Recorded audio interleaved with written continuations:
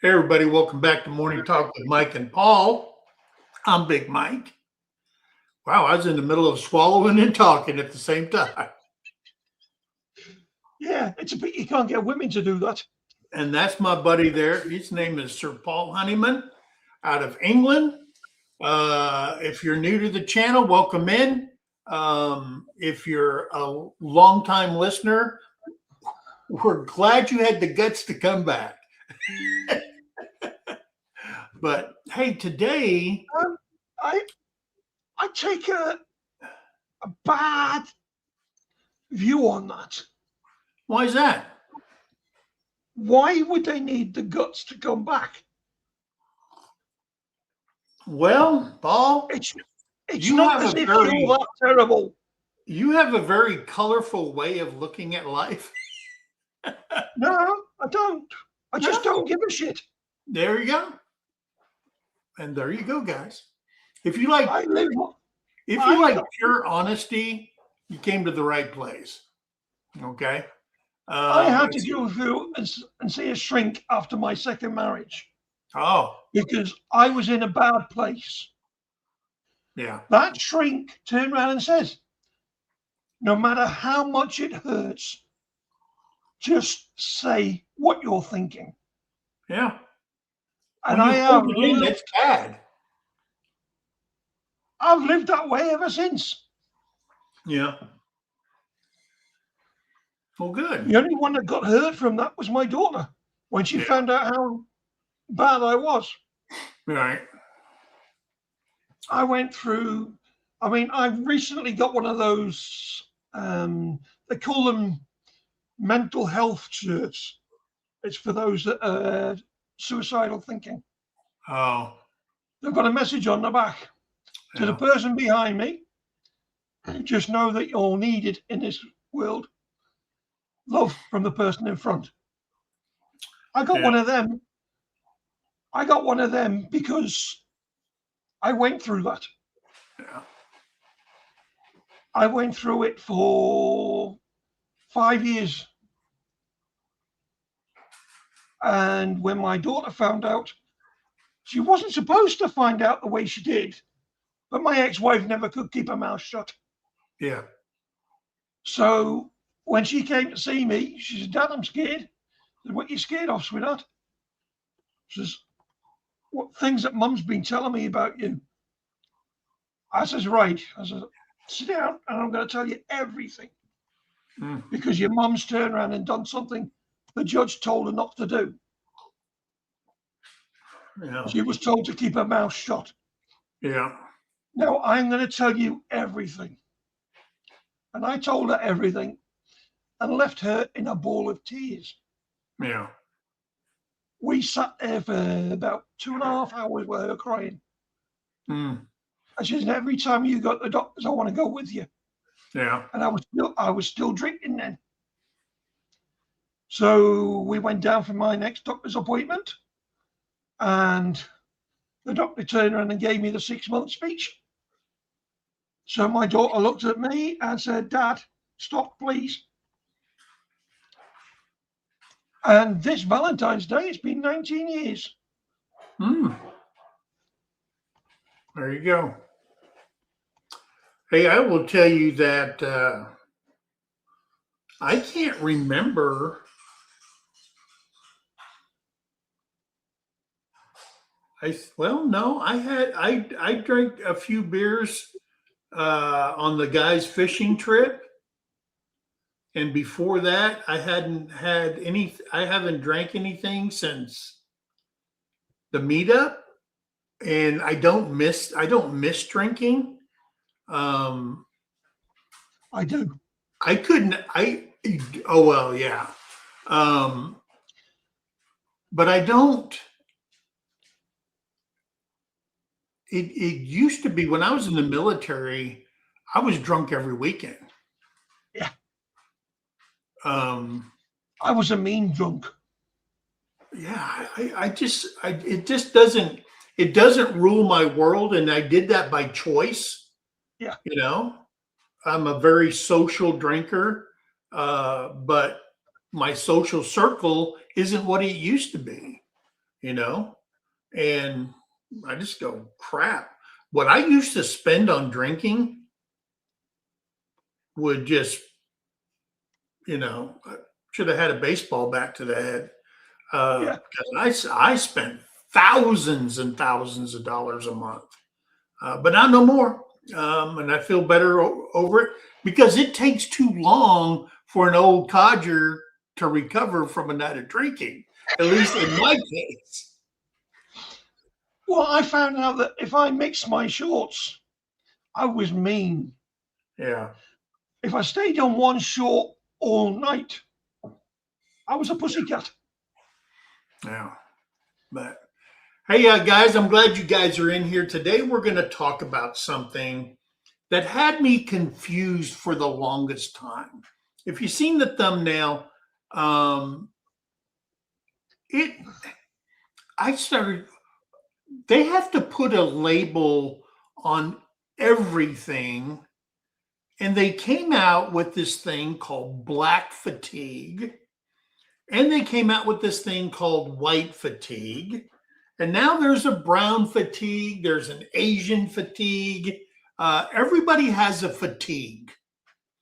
And I was kind of confused because when I first saw it, I go, oh, white confused. Black people have white fatigue, and white people have black fatigue, when that's not the case at all once I started researching this. I've got something to say about that. Do you know the only black people that have white fatigues? Who's that? The fathers that stayed with the kids. Oh. And I started thinking about this. I'm going, well, then I started watching videos, and I see black creators doing videos on YouTube about black people having black fatigue. And I said, well, that's kind of strange. You know what I mean? And then white people doing videos saying they've got white fatigue. And then you can be white and still have black fatigue while at the same time having white fatigue. And black people can have white fatigue while still having black fatigue.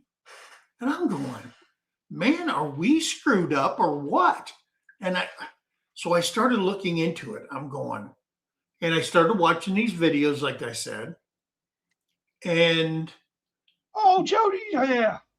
Black people have black fatigue because they're sick and tired of being labeled with those people in the black community who just can't control themselves. And you've probably seen hundreds, if not thousands, of videos of people going into restaurants and they got to fight about everything. It's just a knockdown and drag out. And the black community, a lot of them are sick and tired of it. In the same respect, white people there's a lot of white people that have white fatigue because they're so sick and tired of having to go through, and I can attest to this in the military and working for the government as a civilian, that you have to go through racism classes and EEO classes and all this stuff, and they point the finger at you and you say, you can't do this, you can't do that, you can't say this, you can't say that. We got a whole new list this year of things you can't say, and next year we got a whole new list of things you can't say, and so on and so forth. And I'm just like going, I got to get to the root of this. And I found an article by a Professor Joseph Lynn of Northern Illinois University, who coined the phrase white fatigue. Now, I'm not going to go into the black fatigue and all that because I don't know what it's like to be black. In the same respect, black people don't know what it means to be white. Hispanics don't know how to be either one of the two I just said.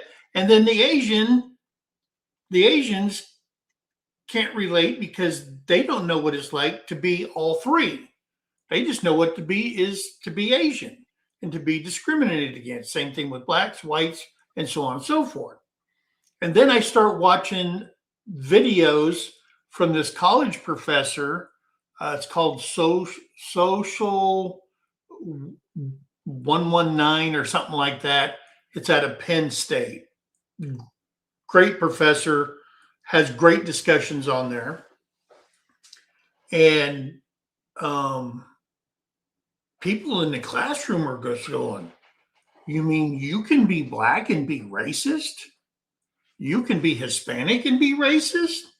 You can be Asian and be racist? Oh, we already knew you could be white and racist. That's the way, that's racism. And they had to, I mean, that thing went on for like an hour and 40 minutes. And the kids are going, huh. And he's like one of those professors. He's liberal, but he throws his liberalness, if you will, out the window when he's having discussions. And he's traveled the world, and he's a sociologist, and he studied people his whole entire career. And he's about my age, maybe a little bit older. So I enjoy watching him. So I found this 10-page letter or paper that this Dr. Flynn wrote. And I said, man, I can't go over 10 pages. And then I started looking deeper, and then he created a synopsis of what his paper is all about. And I wanted to start this off by explaining what this white fatigue is and how he coined it.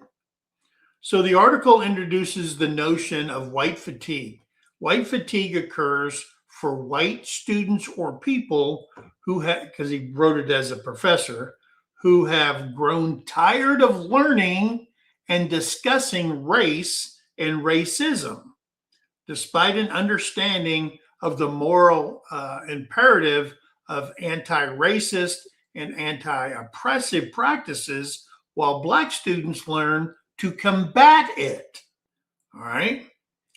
The article differentiates white fatigue from ideas like white resistance, white guilt, or white fragility, arguing that each of these phenomena occur at different stages of white racial identity development.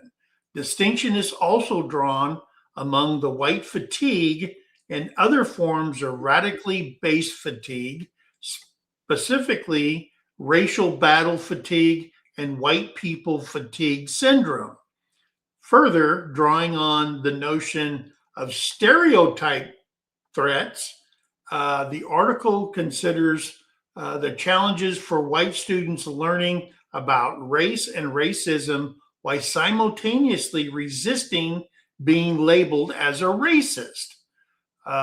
This struggle is elemental to the manifestation of white fatigue. Ultimately, the author argues that educators must be more acute to how they define the range of response from white students, consistently humanizing all students in the process of understanding race and racism, and encourages further research. Let me get this up here. For understanding a condition that happens to a growing number of students. Okay. And that's just a brief thing of the 10-page paper that the guy wrote on this subject. So that got me interested, and I started thinking about myself and how many classes over 46 years working for the government that I had where all conversations pointed towards me as a white person not to be racist.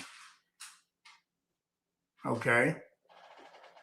And teaching me that I don't know what it feels like to be oppressed and to live with racism just because I'm white. And I'm going, well, that's not my experience. And don't dare speak up, okay, and start a discussion. And everybody goes, well, he must be a racist. And because people shy away from that. Now, there are some people that don't work for the government, because if you go down that trail, you may not be working for the government very much longer, okay? Because of your thoughts are not in line with what they want you to do or be. Same thing is if you're on active duty or working within the military structure. Being labeled can basically ruin your career. Okay. So that's what we're going to talk about today, guys. We're going to dive into this thing. I did put the link up at the top. So if you want to join us in the discussion, it's fine if you want to stay in the chat and be the keyboard warrior that I love. But if you want to come up here and you want to talk about this as we go along and give your 2 cents, hey, that's what it's all about. I just want everybody to know,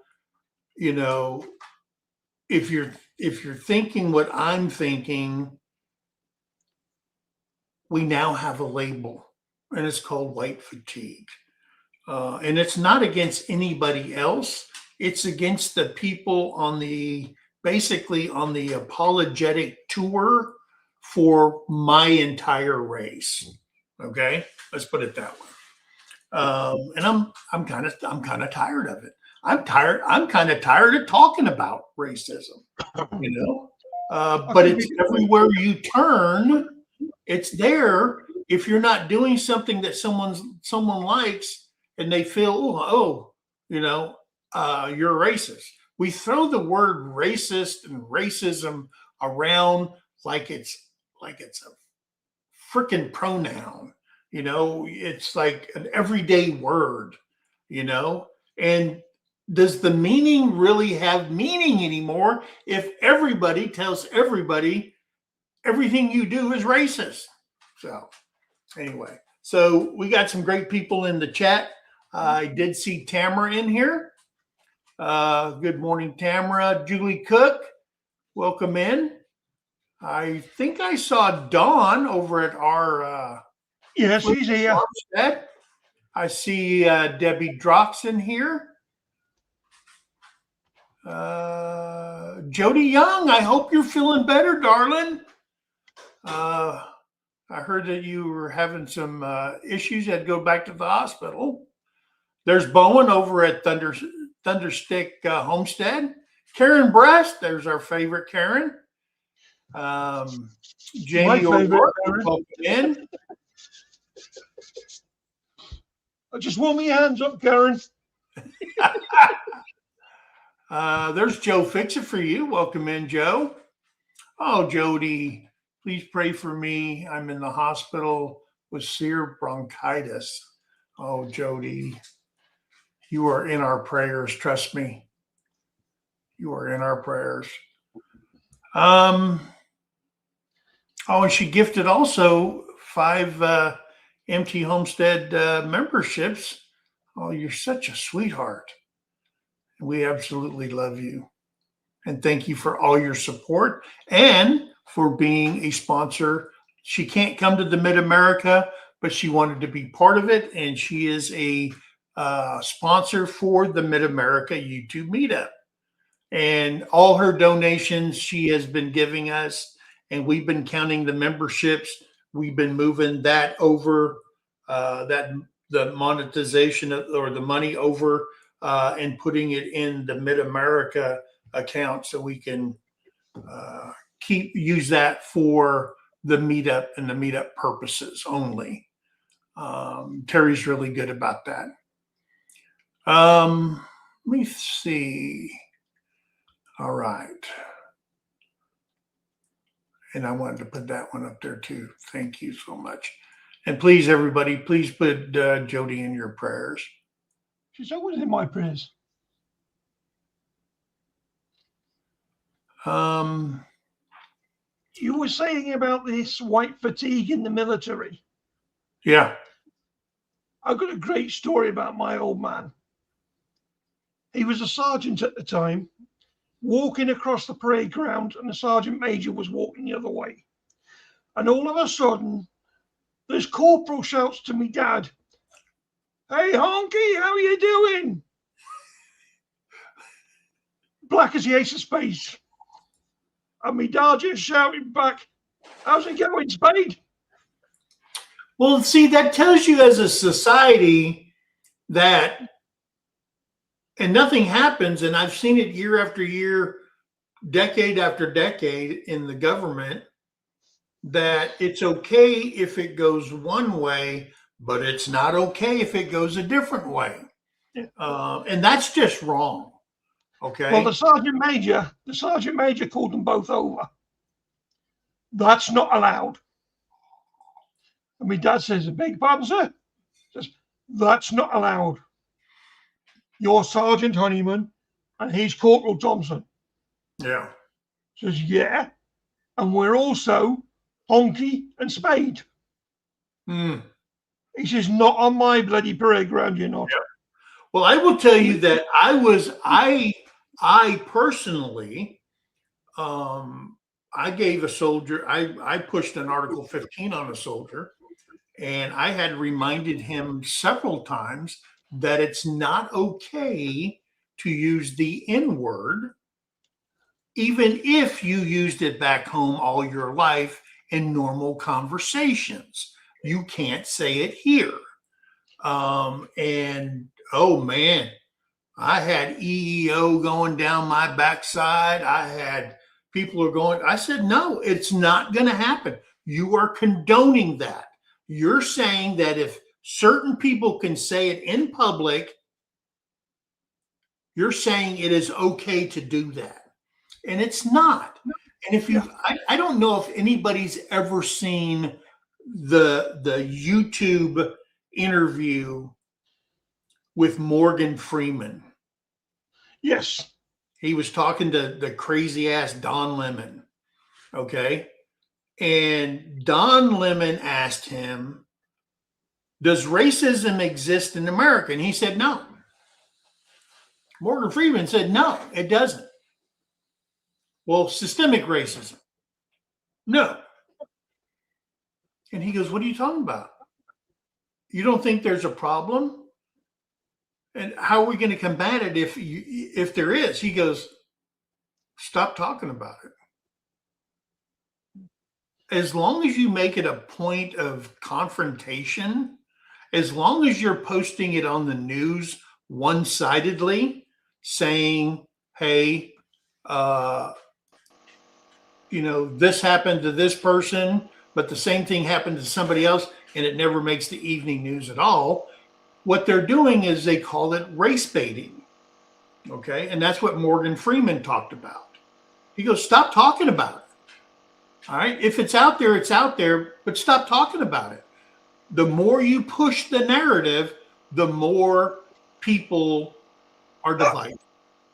And so I always remember that video, listening to Morgan Freeman and how he explained it in his way. So, yeah. Hey, what's going on, Bowen? What's going on, Mike? I'm doing good. I'm doing good, brother. Doing all right. Yeah, I think, and this is just my 10 cents on it here. Yeah. I think this country just wants people, how do I put this without tripping off too many people? We all want to have a common way of living and a common way of doing things, if you see what I'm saying. Basically, this country wants people to assimilate. You see what I'm saying? Yeah. And, which is fine. I mean, my people assimilated.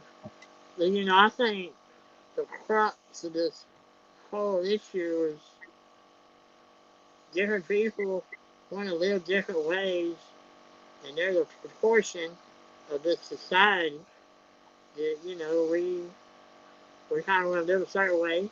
We want to act nice. We want to put on clothes when we go to the store.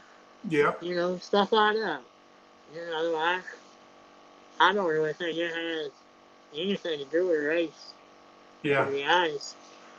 Me and my nurse were talking about this yesterday. Because I saw your thumbnail. Well, yeah, that's my 2 cents. We Yeah. all need to get along. We do. We absolutely do. And, you know, I went to an equal opportunity course to be an equal opportunity advisor. The commander says, "Hey, I want you to go to this course." It was I think it was like a month-long course. And I went there and there was 30 students and I was the only white student in the entire class. And everybody was shocked. They're saying, "You're sending Big Mike?" And he goes, "Yeah." And the commander says, "I need to equal out the team over there." And I go, "Okay." And so I went to it, and it was it was an experience that I will never forget. And we had this. I'm sitting in the class, real quick. I'm sitting in the class, and all the students were coming in and sitting down, and I took a seat right in the front. All right, took a seat right in the front, and all of a sudden, this guy comes in there and sits in a seat like right across from me. And he starts talking. He goes, "What are you doing in here?" I said, "Well, commander told me to come down here. I'm coming down here." And I think I was a sergeant first class at the time, E7. And I said, he goes, "This class," he goes, "This class ain't for white people." And he was wrong. And I'm going, "I thought it was for everybody." He goes, "How can you be an equal opportunity guy and be white?" He goes, "You guys are the problem." And I'm going, whoa, buddy. You know, he's a bloody problem. well, and we're all in civilian clothes because the course is in civilian clothes and not in uniform. And he goes, "Yeah, you guys are the problem." He goes, "You know, white people were born with a golden spoon in their butt." And he goes, "And I'm offended that you're even here." And this went on and on and on, and he got stupid. All of a sudden, I go, "You know what?" I just put my hand up. I've had enough. And all of a sudden, people started talking. I mean, they're talking amongst each other. Man, I can't believe this is going on. And then the guy gets up and goes to the front. He finally took his coat off and hung it up. And he got in front of the class and introduced himself as the instructor for the course. And he said, "I seen you in here." He goes, "And I couldn't resist myself." Okay. And he was an awesome instructor. Okay. But that was my experience going into the training for equal opportunity. But what are the difference between black and white fatigue? And that's where I got confused. I'm going, what? So maybe I'm not understanding. See, I thought I had a good understanding of what fatigue was. Insert your code. Maybe I don't have a good understanding of it. Well, let me put this out. Black fatigue is the profound physical and mental exhaustion Black individuals experience from dealing with daily systemic racism, radical microaggression, and the need to constantly prove their worth. Conversely, white fatigue refers to the weariness white individuals may feel when, despite acknowledging the importance of anti-racism efforts, they become tired of ongoing discussions, education, or action surrounding race and racism. That's the difference.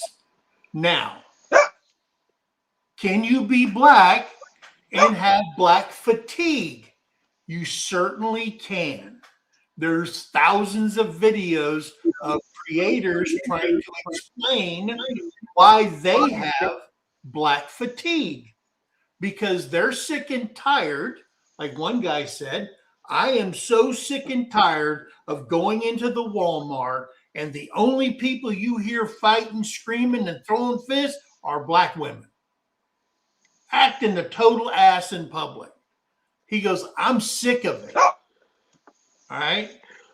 And some people on some of these videos, they call, instead of calling it black fatigue, they call it ghetto fatigue. Okay. And I'm going, whoa. Because like one guy explained, one creator explained, he goes, the black community is divided. There are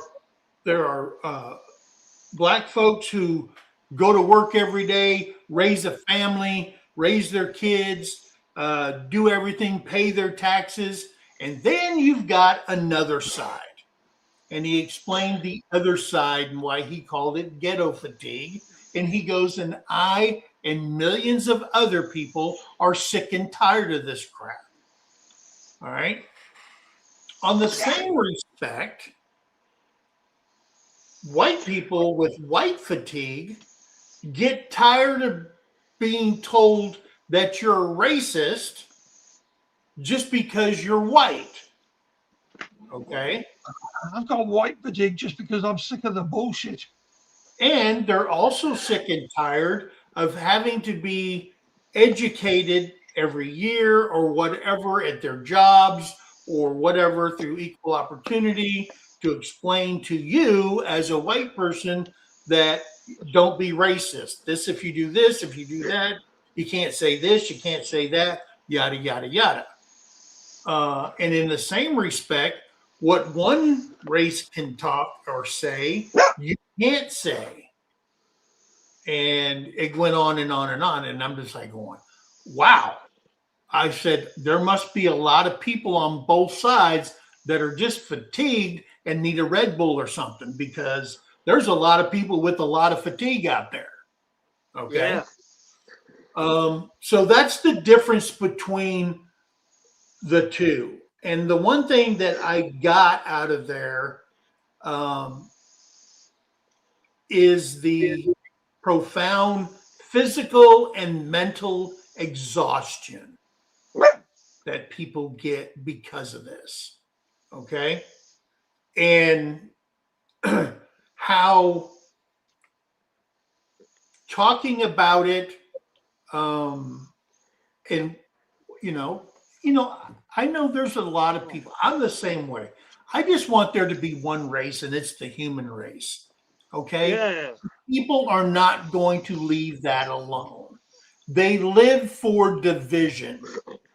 They live for the fight because they've been doing it all their lives. Now, I will tell you that you're not born racist. You're not born with fatigue. Nope. Racism is a learned mental skill, if you will. It is learned. Okay. It's taught in the home. Somebody told me one time there's only two places on the earth. Oh, the instructor at my EEO course. He says there's only two places where racism does not exist. In the hospital nursery when you're born, and in the graveyard when we bury your ass. Okay? Yeah. That's the only two places. And I'm going, that is sad. Yeah. That is the saddest thing I've ever heard. You know, one guy says, "Well, I got a brother-in-law and he hates all white people, but he's married to a white lady." And the instructor says, "Well, he might need to spend some time laying on a couch talking to somebody." Good shit. It sounds to me like he's already laying on that couch. Yeah. I'm like, "Are you freaking kidding me?"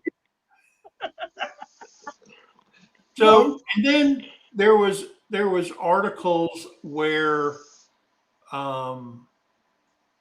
people, and they named two politicians that people have fatigue over, and well, they mentioned a third one, but he just says dumb stuff. The black community was in an uproar when Joe Biden said, if you don't vote for me, you're just not black enough. Oh. And that had an uproar, and that was in the article. And then, I want to say it right, Kamala Harris. Big face. Hang on. People were upset. People were upset in the black and in the white community that her accent and the way she talked depended on who she was talking in front of. And then the third one was Jasmine Crockett, who is a highly educated lawyer out of Texas. And she does the same thing. Depending on who she's talking to, she can have a Yale graduate vocabulary. And if she's in certain places, her voice, like the article says, goes pure ghetto. And I'm just like going, you know what? And the people in the class said, yeah, we picked up on that right away. So people are tired of that. So the key difference. You see that also in the Indian community. All these things you're saying, I'm sitting here thinking, yeah, we see that in the Indian community. Yeah. I see people just. I know Indians that they'll have, they live what I call a normal life, off reservation, just like myself, just get along with everybody. Yeah. But man, as soon as they get back on the reservation, they will have this fake accent. I'm like, why don't you just talk regular?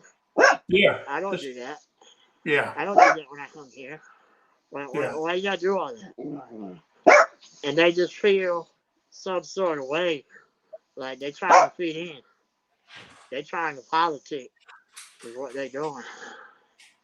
Yeah, Don, that question there is a question for another video. I ain't going down that rabbit hole. All right.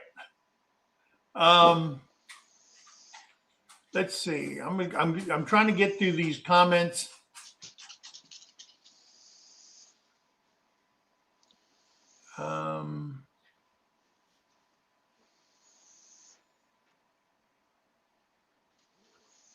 Yeah, some people think,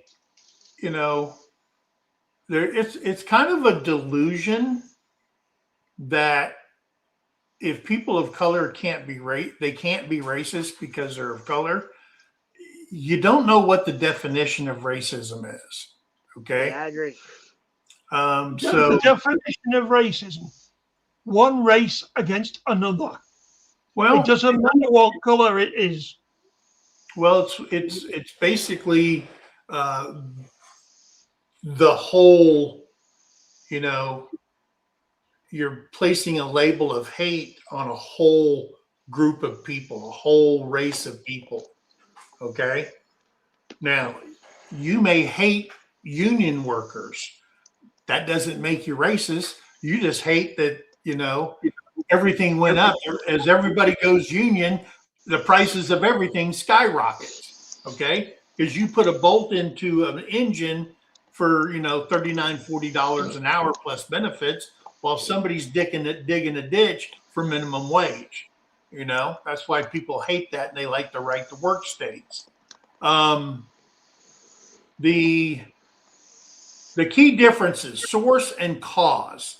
Black fatigue stems from enduring racism, violence, and injustice, often resulting in psychological stress.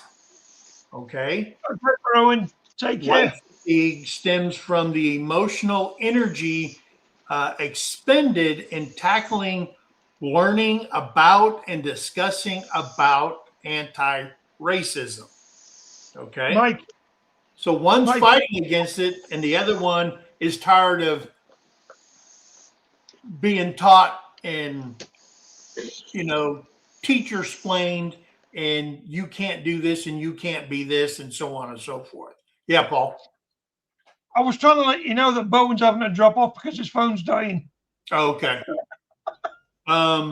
Experience: black fatigue is rooted in the trauma of oppression.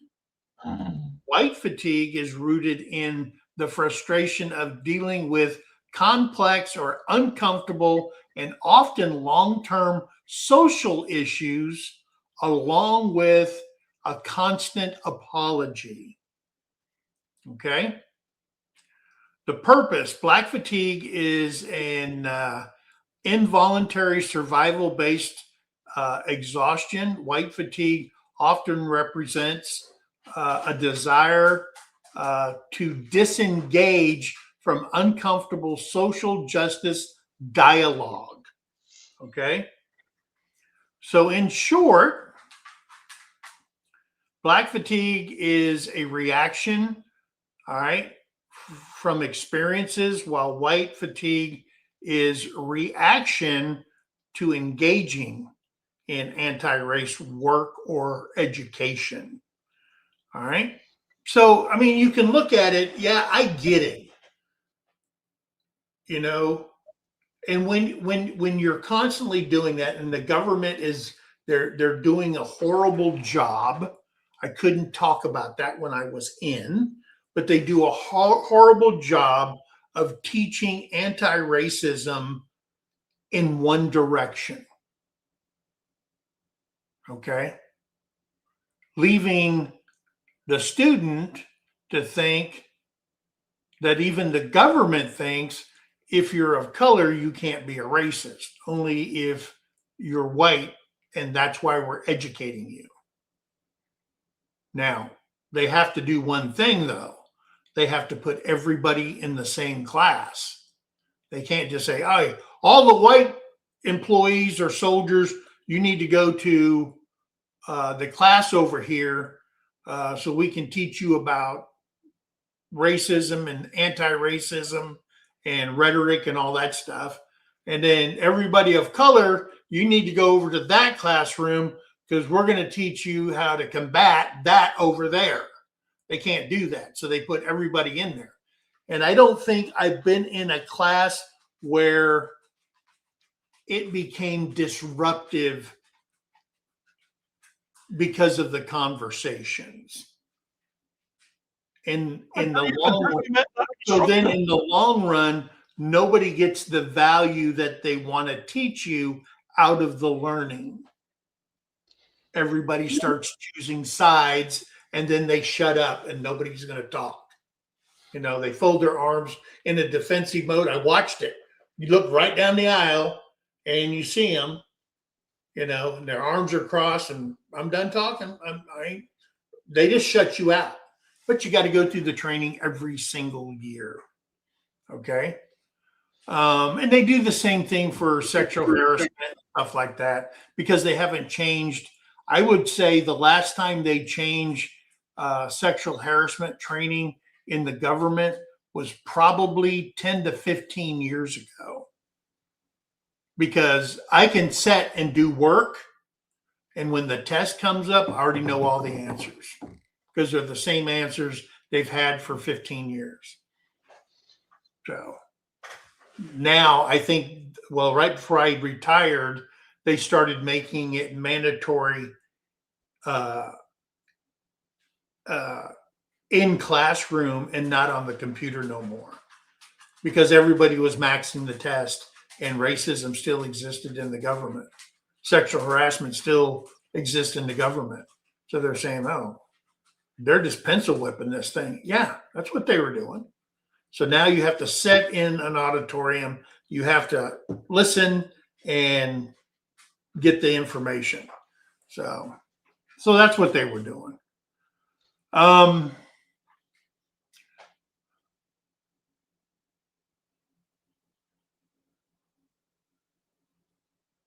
yeah. Now, you know, if you really want to experience a crash course on different races, go down to your local recruiter, sign a contract, raise your hand, get on a bus, and experience boot camp. Because I would say in the first 4 weeks of boot camp, we couldn't do shit right. We fought in the barracks. Everybody chose sides in the barracks.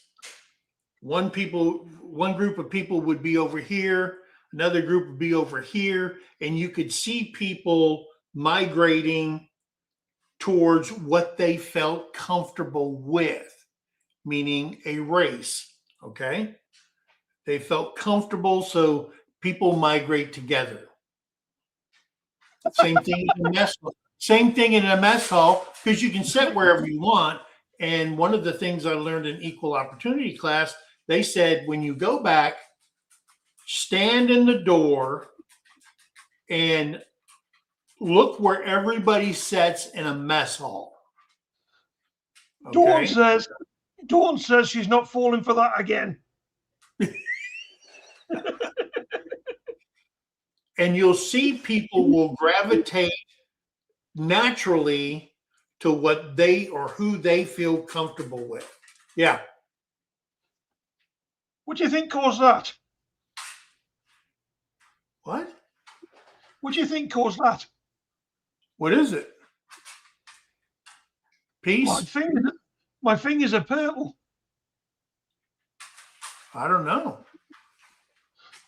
Pickle beetroot. Oh. Stop stirring it with your fingers. You'll be all right. No, I've got to hold it while I'm carving it to go on my ham sandwiches. Yeah. But I have seen, and I will say this, I have seen when I was raised, I was born in Wisconsin just by happenstance because we were visiting my great grandfather up on his dairy farm. And when they were driving back to Rockford, Illinois, my mom said, "Dave, pull this thing over. This kid is coming." So he pulled over in the Beloit Hospital. I was born in Beloit, Wisconsin. 2 days later, I was down in Rockford. And then 3 weeks later, my mom was holding me in a Delta 88 Wildcat, a convertible top that was broken, all the way from Rockford, Illinois to Arizona. So I was basically raised in Arizona. And I will tell you, I can't remember. I don't know. I looked through class pictures. I can't remember there being a black student in my elementary school. I can't remember anybody because everybody was either white or Hispanic in my school where I lived. And then I went up to junior high school, which is miles away from the elementary school, 7th, 8th, and 9th grade in middle school in Arizona. And I knew 2. And then when we went to high school at Mesa High School, I remember Connie, and I remember one guy came in. His dad was the assistant coach at Arizona State, and he played basketball on our basketball team. He was the only. There was 2 people. One guy, he was Hispanic, black, and then we had a black student, and that was it on that team. Everybody else was Mexican American or, white or whatever. It wasn't until I went into the Army. Well, actually, one year, 10th grade year, I was in Alabama, and I looked like a total moron in Alabama. I went to Cherokee Vocational High School, and Mate, you still look like a total moron. Well, I mean, now you're in Oklahoma. I'm from Arizona, where all this didn't happen. But then I moved to Alabama for a year. Lived with my uncle, helped them. They were building a house and doing all that stuff. And I went to school, and back then there was not one Hispanic in our class, in our school. It was either white or black, and that was it. No others. And Right. I registered for classes. My cousin, we all went down there to register for the high school class, 10th grade. And I said, man, I need math in first period. While I'm fresh, I need to get this over with because I hate math. And the lady says, you can't take it until second period. I said, well, second period, I want to take the social studies. And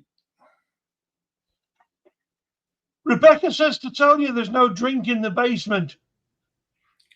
there's no drink in the basement. Oh, I'm going to have to get you of whatever that other moderator thing is, Paul. Hey, Rebecca.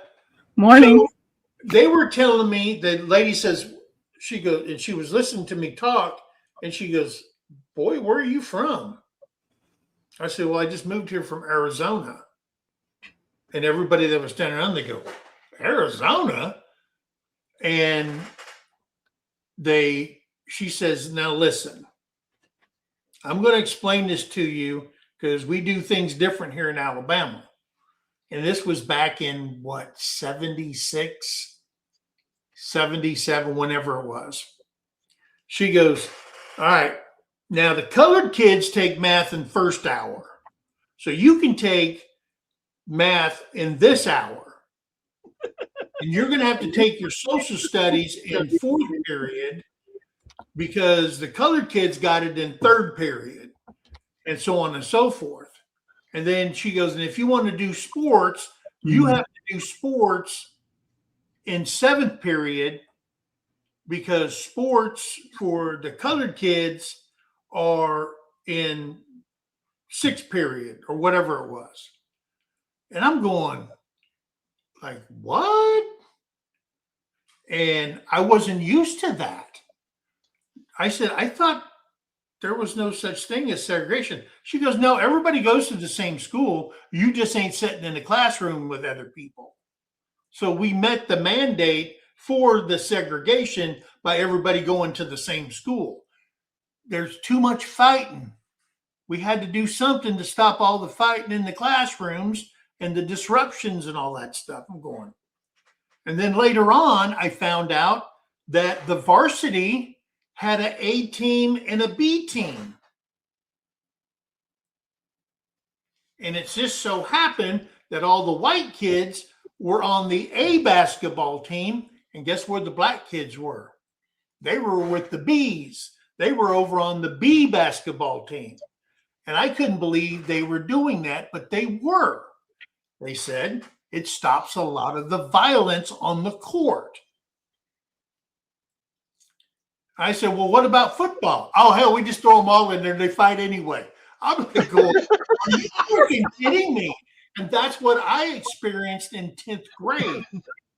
When I got back to Arizona, I was happy. I said, man, that was some crazy. Oh, my. You know what? I'm going to tell you something. And my cousin, she told me, she goes, I heard you were talking to Jimmy Crosby. I said, what? I said, who the hell's that? That big tall guy on the B team? I said, yeah, we were sitting out front and we were just talking. She goes, you're going to make it hard for us here. I'm like going, what the frick?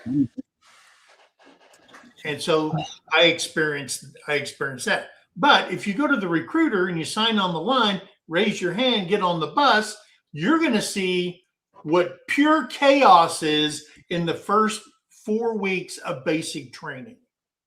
Okay? 4 weeks. And then the drill sergeants step in. Right? And I had a battle buddy because I already had a battle buddy. You paired up. Hey, I'm comfortable with you. No, I got a new battle buddy. If I was going to the latrine, guess who came with me to the latrine? My battle buddy. If I had to go on sick call, guess who came with me? My battle buddy. All right. If I went shopping at the PX, when they marched us down there, I had to be within arm's reach of my battle buddy. And guess what? He wasn't the same battle buddy as I had in the first 4 weeks. Right? My guy was Private Martin, and Martin was from Huntsville, Alabama. Okay. And he had special way of thinking about things. And we didn't get along very well for the next 5 weeks. But he was my battle buddy all the way through. Later on, I met him again in my basic non-commissioned officers course, and he was with me in my advanced non-commissioned officers course. Totally changed man. I was not the same guy as when I came in. But if you want to experience some diversity chaos, raise your right hand and get on the bus. You'll see what real chaos is. And then you'll see how they turn a bunch of ragtag cluster screw-ups into a working military unit before graduation. And it's amazing.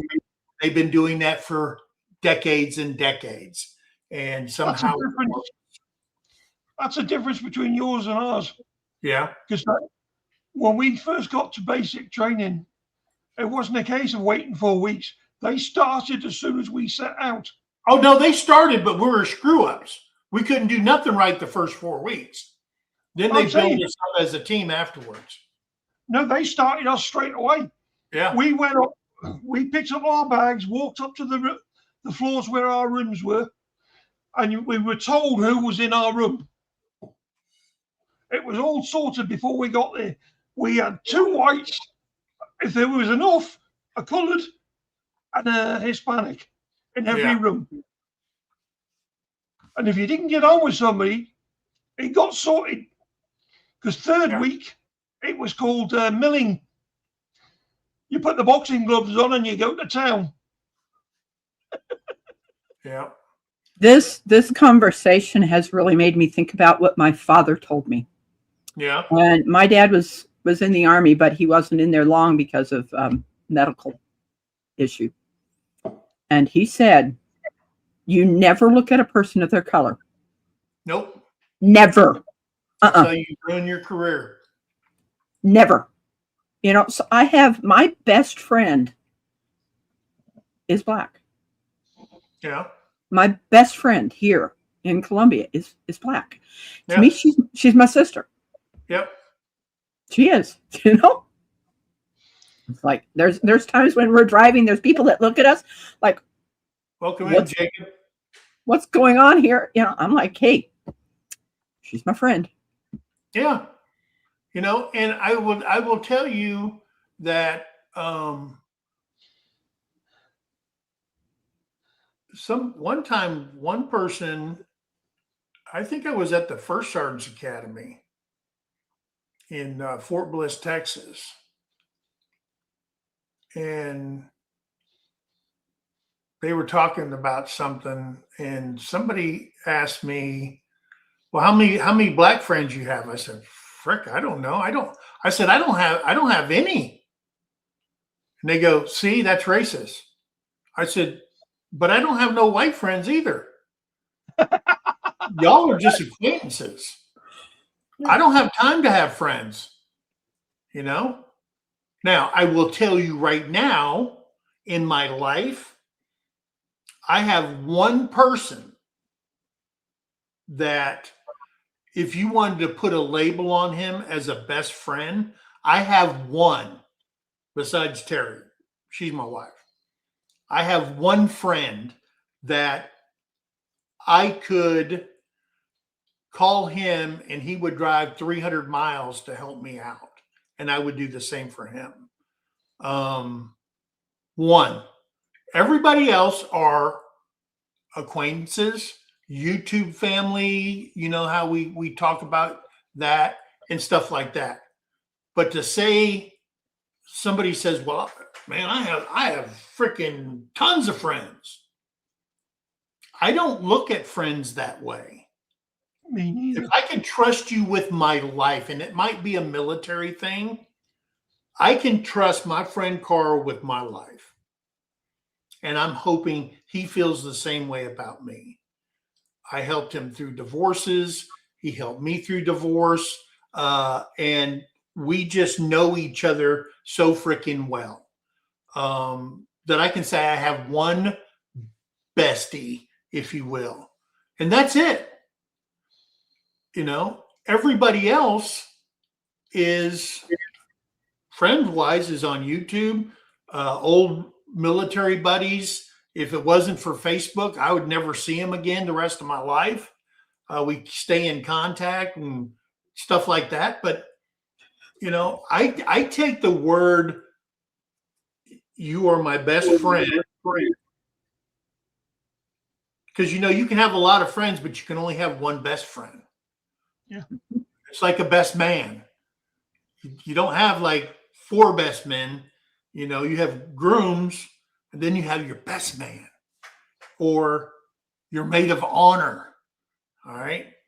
You just don't give it to anybody. So I look at it that way.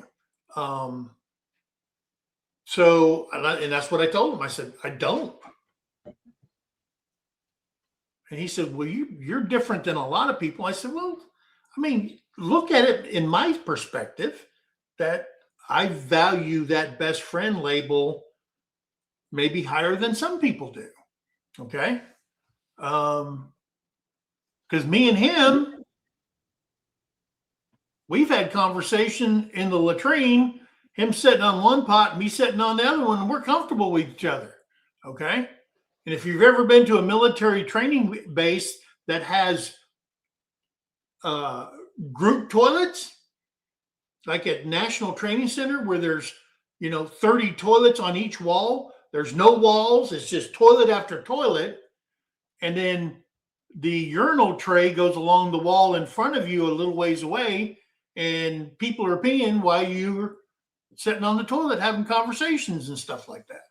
So you can't be shy in the military, because remember the gang showers? It's like being in prison.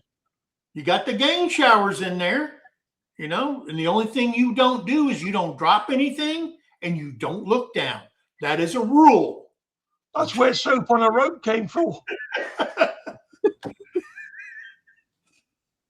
Just one of those military things, guys. I treat even a best friend like a brother. That's the closest way I can describe it to me. Yeah. I love my brothers, and if you My best friend, sadly, is no longer here. He got hit with a drunk driver. So I don't have to worry about his birthdays anymore. Yeah. But I'm sure as hell wish I had that to worry about. Oh, wow.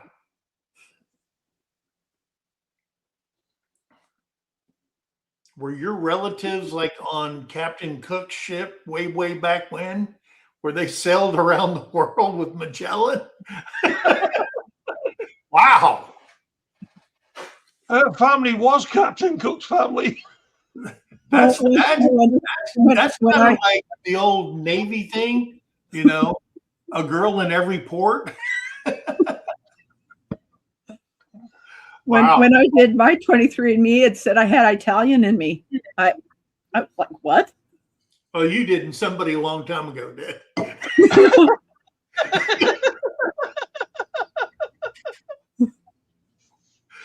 I couldn't resist, guys. Couldn't resist. So when I did my 23andMe, okay, we did our genealogy, Terry and I did. We traced everything back.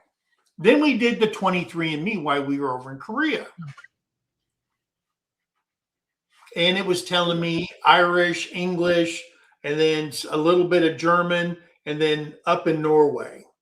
Okay. Why was that up in Norway? Well, you know, the northern place up there. Who's Because that's what Vikings do. Okay. So I was looking at it, and then all of a sudden it said that you are 0.07% Congolese. And I looked at Terry, I said, what the hell is a Congolese? from the Congo? From the country of the Congo? I said, what? I have more Congolese in me than Elizabeth Warren had Native, American in her. Okay. And she went to Harvard on a DEI thing because she said she was Native American. And yeah, Pocahontas is not Native American. So I'm just like going, what? What do you mean Pocahontas was not Native American? She bloody was. No, Elizabeth Warren. No, she wasn't. President Trump calls her Pocahontas because she has no Native American in her. Okay. And she refused to do a DNA test. Anyway, that's here nor there. So then we started looking, and Ancestry goes down into Louisiana. No, that's where ancestry comes in. One of the problems was, as somebody that's white, I guess,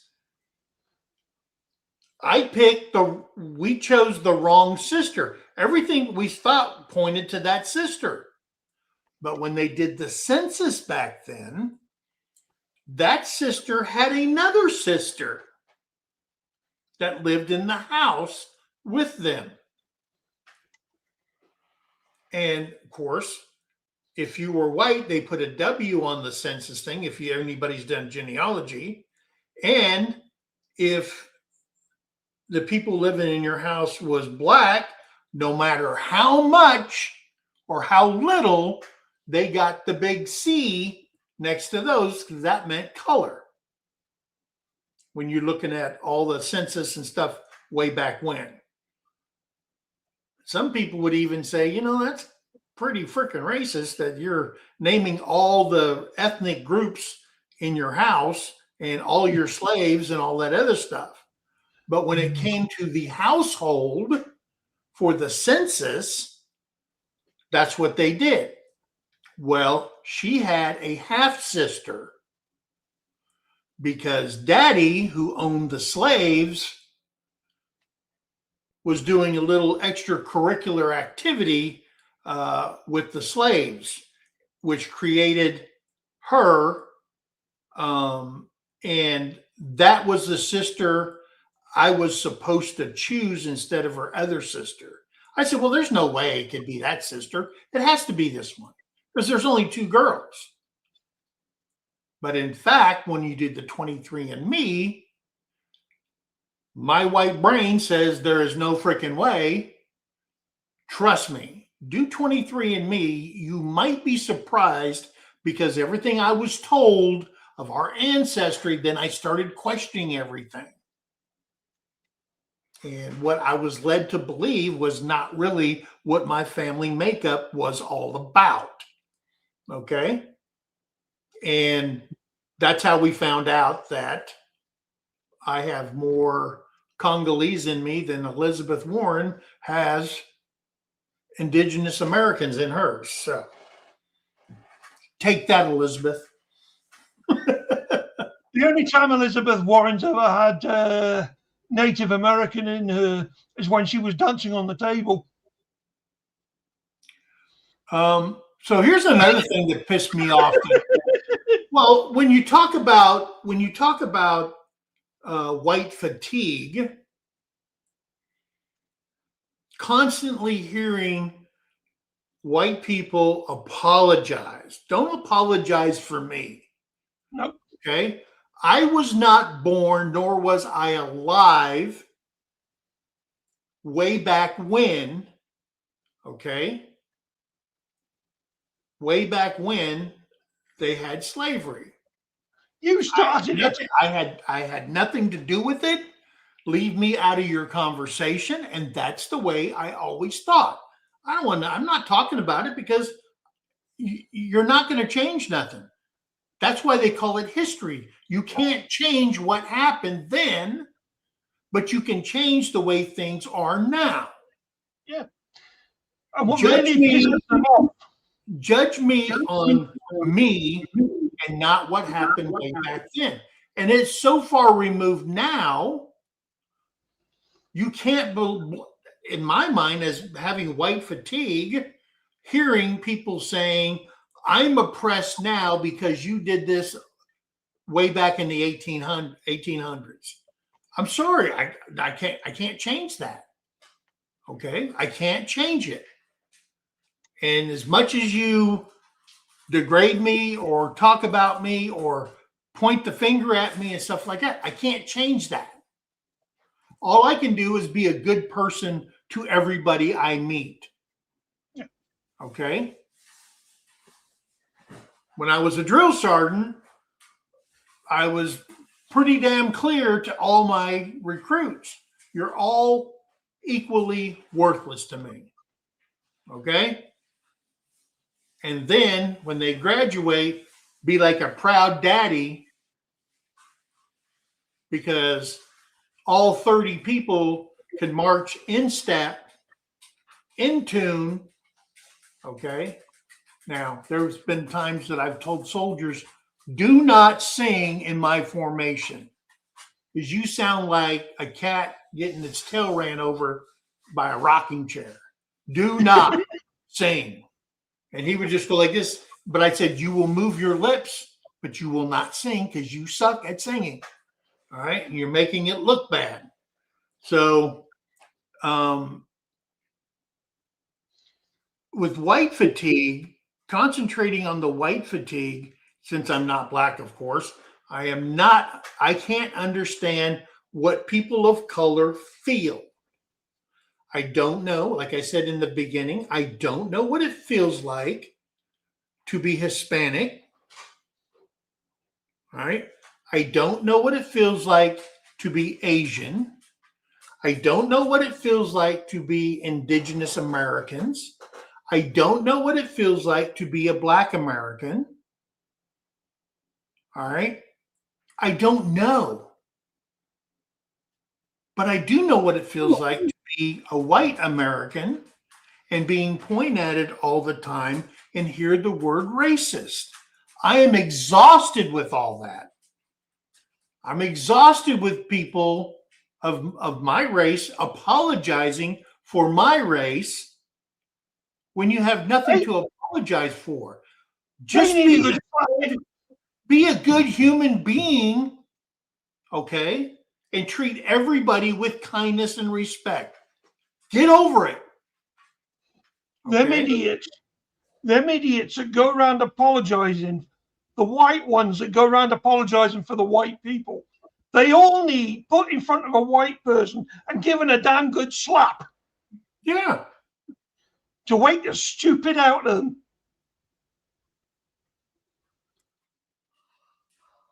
Oh, yeah. Oh. So, I mean, the point of it is, and here's another example of my exhaustion. I love freckles, Jamie. I watched the clip of, what is that crazy girl's name? Billie Eilish. She won a Grammy for the best song or album or whatever it was. And she got up there, and of course, the first thing out of her mouth is says "ice out," okay, because she's really into the politics and stuff like that. And then she also made a statement about nobody's welcome here if you steal indigenous people's land on indigenous people's land. Well, that started a firestorm. And I looked at her and I go, "You're an idiot. Okay? You're an idiot for saying stuff like that. Because number one, you live in a bubble. You don't live in the real world. You have millions of dollars. You have a $3 million house. You have walls around your house. And you have personal protection teams everywhere you go.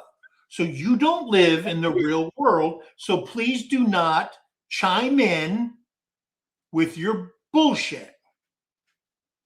Then we find out that where her $3 million home sets on tribal land that was taken from whatever tribe it was. I can't remember. Started with a B. Holy shit. So reporters were trying to get her to say, are you selling your land? Are you turning your house and your land back over to the indigenous people because you've stolen that from them? Crickets. Because sometimes we talk without thinking. And just because we're in Hollywood or we're an elitist, we have all this money, and you don't know your ass from a hole in the ground, you need to stop talking. Okay? And don't speak for everybody because you don't know anything. Okay? And she's not alone. Okay? No, All these elitists have no idea. Ricky Gervais said that at the Oscars last year. Don't come up here with your political bullshit and spew everything. Just thank everybody and get the hell off the stage. If you remember that. Well, here they come. Had to be an Englishman. Ricky Gervais says they're still not listening because nobody cares what you have to say. Okay. Had to be an Englishman to wake them up.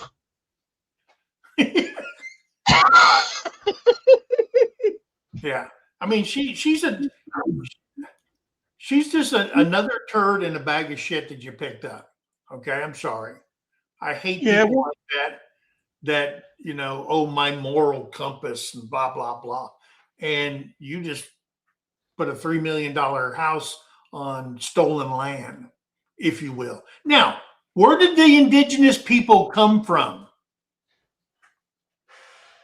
They were bought from another tribe. Nope. Well, we found out that when they said the earliest known person in the Americas was this many, whatever, 100,000, whatever. I don't know what it is. And then they go to New Mexico and the sand dunes down there were shifting. And all of a sudden they go, whoa, what is that? What is that in the sand? And it was a prehistoric mammoth print underneath the sand area after lava flow millions of years ago. And the elephants were going across that. and they stepped on that soft or whatever stone that came up out of the earth, and it made prints. So they followed the prints. Next thing you know, they find a civilization that lived there that predates carbon dating the oldest person that they ever discovered in the Americas by thousands and thousands of years. And then when they go down to everybody started going down. Hey, it's cold up here in North America. So they kept going down through Central America, South America, and stuff like that. And they found bodies in a cave that even predate what they found in New Mexico. So what they're saying is they came across Asia, people, they came across Asia, and they come down the Bering Strait, the last part that separated, and they moved this way. Some people said, hey, it's nice and cold up here. We're going to stay here. We call them Eskimos. Okay. And there's many tribes up there of that. And then some people said, man, it's way too cold. Let's keep moving south. Okay. And they ended up in, again, North America, Canada, all the way across the United States. So the land was free. There was no people here. But then we find out that, oh my gosh, the indigenous people were killing other indigenous people and putting their people into slavery because they weren't our people. Look at Chief Seattle. Out of all the Indian chiefs in history, he was the biggest slave owner of them all, of other indigenous people and of Africans that were brought over. Just read about it, okay? Do your history. So then what happens? They would come in and conquer people and enslave the other tribes to work for them. So then what did we hear later on in the 1800s? There's Africans over on the African continent saying, hey, white man with the big boat, you need workers. Yeah. And they would go out to other tribes and take them and sell them or trade them to people like the London Trading Company. What was that group called up in the Netherlands? It was another trading company, the Dutch Trading Company. Okay. And of course, they brought them over a lot, many Dominican Republic, Puerto Rico, Jamaica, all the islands down there, because you put them on there, you train them and work them like and if you read your history, to become domestic servants and to work the fields because of the sugar cane and all that. And then once they're trained, we can sell them over in the United States. Okay. Everybody says, oh, no, it was your fault. No, it wasn't. It was in Africa, and there's still slaves in Africa today. Yep. But people don't want to talk about that, right? But I do. I want to learn about it. I want to educate myself about it. So just do your history. Yeah, you do. You have amazing footprints in New Mexico. I mean, it was like a caravan of mammoths that were walking through there on that soft lava, whatever, and they were just pushing it down, and they had perfect hoof prints that was underneath the sands at White Sands, New Mexico. It's incredible.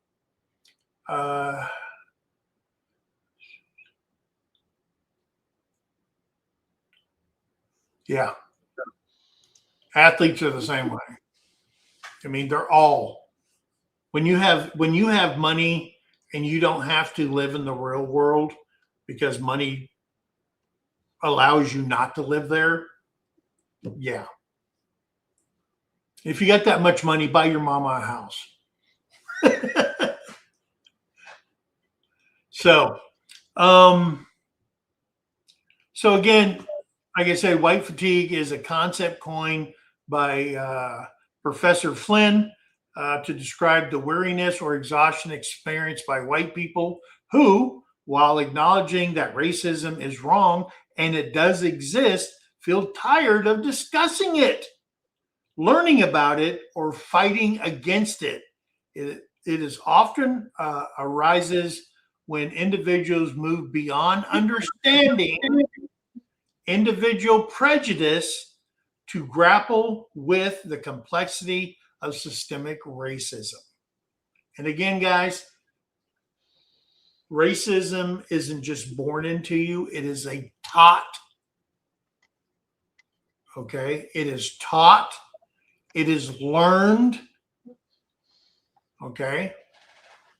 People don't see, you know, oh, well, my son said the F word. I don't know where he got that.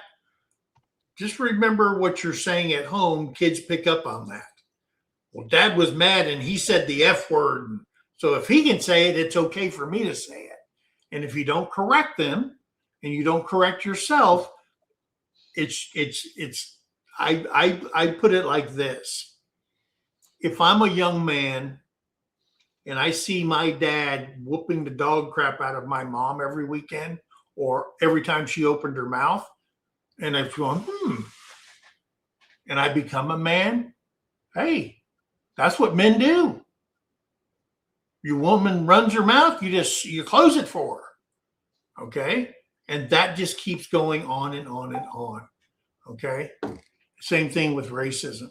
Just again, treat everybody like a human being. Okay? Now, if you're white, stop being an idiot. Stop apologizing for Big Mike. I'm not apologizing for nothing because I didn't do anything. All right? It's just wrong to do that. And until we stop, like Morgan Freeman said, if you stop talking about it, all right, as long as you talk about it, there will always be a divide. Yeah. You can have cultural differences all day long, you know? And I find it funny, it's always the same party that want to talk about it. Yeah. Some chick with purple hair apologizing for me doesn't work for me, guys. All right. No. It doesn't work for me. I catch some chick apologizing for me, I'm going to get a fire hose. Oh man. There they are. Yes. Corner Clubhouse Cobalt. Wow, that's a bunch of C's. It's better than being a bunch of K's.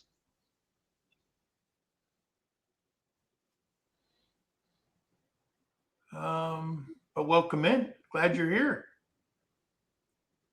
I think. All right, guys. And it is road trip's wife and Redox came in. Donna. Oh, Donna. And Donna. Yeah. Oh, I did get a notification on the YouTube Mid-America. Regina Rebooted is coming. She put her thing in there. She is coming. She said, go, I'm coming to it. And that is Mickey's friend over at Critter Creek.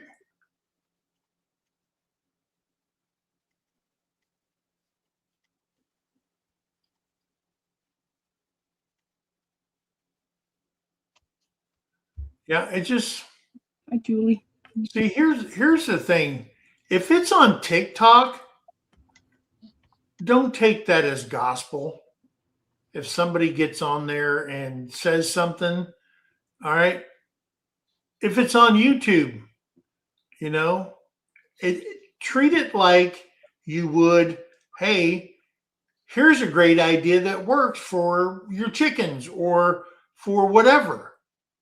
Don't just blindly do it. You know, If it's an improvement on your tractor, you're not just going to go out there with a welding torch and start doing stuff. All right. You're going to say, wait a minute. I paid a lot of money for that. Let me read up on this. Let me see the correct way of doing it. All right. And it's the same thing with people. It's the same thing with people. Do the same thing.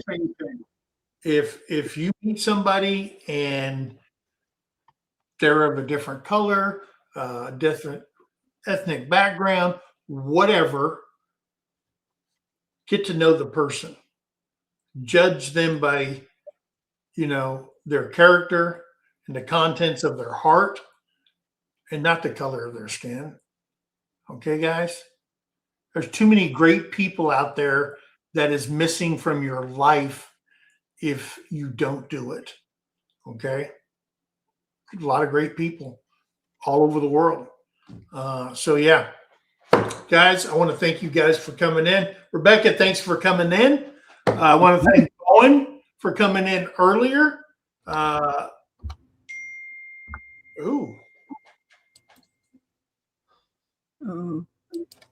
guess the computer, somebody's listening because it just sent me a thing on racism and stuff. I go, now my laptop's listening. Holy crap. I know my iPhone spies on me all the time, It's like me. The only thing this is good for is taking pictures because I have a body for Apple, okay?